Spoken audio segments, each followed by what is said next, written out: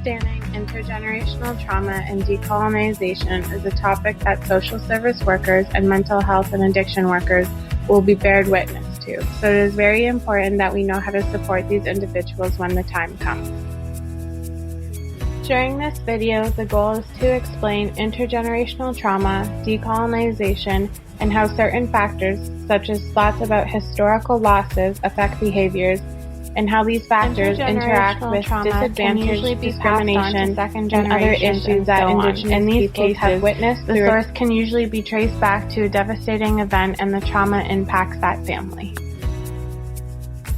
Trauma is the transmission of oppression and how it affects Indigenous peoples.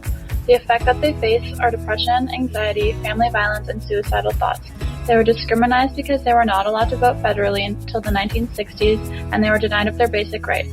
There were lots of oppression on Indigenous kids when they were forced to go to residential schools. It caused them to be exposed to sexual, mental, and physical abuse. Most of the oppression about Indigenous peoples come from the stereotypes such as being alcoholics and abusing drugs, and that all Indigenous people are violent.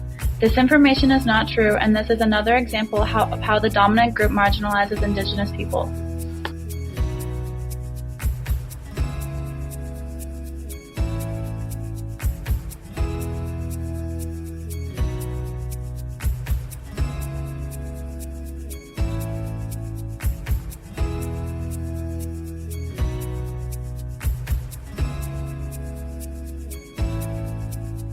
Discrimination is still happening in this present day.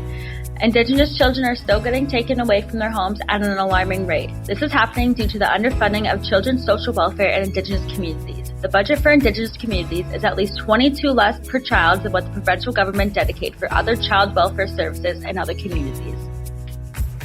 Acts of violence against Indigenous women may be motivated by racism or may be carried out in the expectation that the society's indifference to the welfare and safety of these women will allow the perpetrator to escape.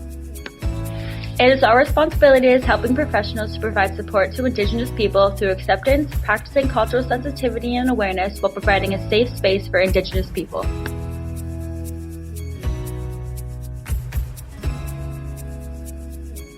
Thanks for watching!